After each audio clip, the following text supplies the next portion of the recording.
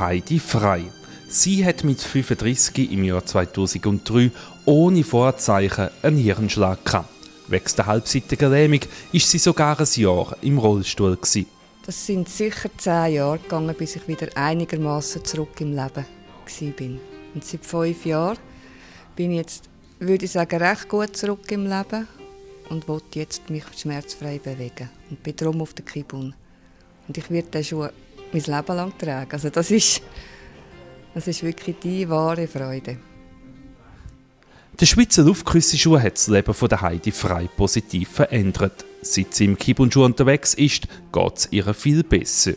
Ich merke es im ganzen Körper. Die Spastiken in den Schultern und im Arm sind massiv zurückgegangen. Etwas bleibt natürlich. Aber die Spastik an sich, dass man den Arm also wirklich bis aufgenommen. Einfach durch die Schmerzen, durch die körperliche Anspannung. Und das habe ich jetzt nicht mehr. Ich bin viel entspannter, der Rücken ist frei. Ich kriege sogar den Arm auf. Das ist auch etwas, was jetzt durch die Entspannung der Muskulatur, und ich glaube halt schon wegen dem Kibun-Schuh, dass der mir das hier erlaubt. Die Irene van Haften vom Gesundheitszentrum Zrütti freut sich über den Erfolg. Überraschend kommt er für sie allerdings nicht.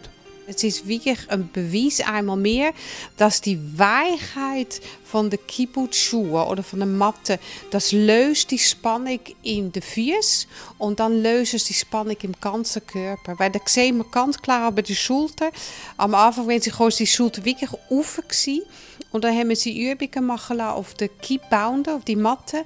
Und dann hat man gesehen, wie der Arm wirklich runtergeht. Und das haben wir auch mit einem anderen Patienten gesehen, einem halbseitig gelähmten Mann, wo wirklich die Spannung nachlässt. Und das ist durch die Weichheit von der Sohle.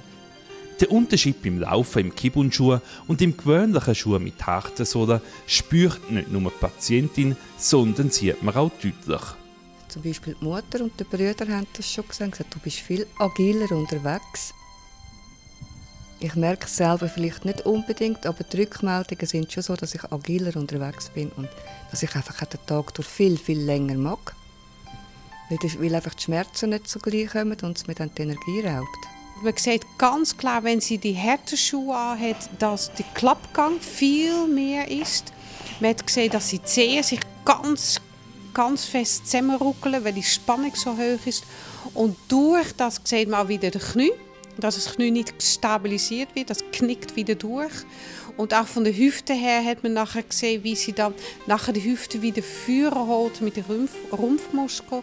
Und das hat natürlich nachher wieder Rückenschmerzen und die ganze Spannung in der Schulter. Und von dem ist einmal mehr, gerade bei neurologischen Patienten, die Weichheit von der Schuhe so sensationell, weil es wirkt im ganzen Körper. Der weich, elastisch federnde Untergrund ist also wie ein Wundermittel. Eins, das schon bei der ersten Anwendung sofort wirkt. Ich habe mich einfach gefühlt, wie wenn alles ganz ist, wenn alles dran ist. Ich bin einfach gestanden, wie wenn es nie etwas gegeben hätte. Der Kibun-Schuh. Ein Schuh, der der Heidi Frey zwar nicht Behinderung nimmt, ihre aber die Schmerzen deutlich lindert und den Alltag ohne Nebenwirkung erleichtert.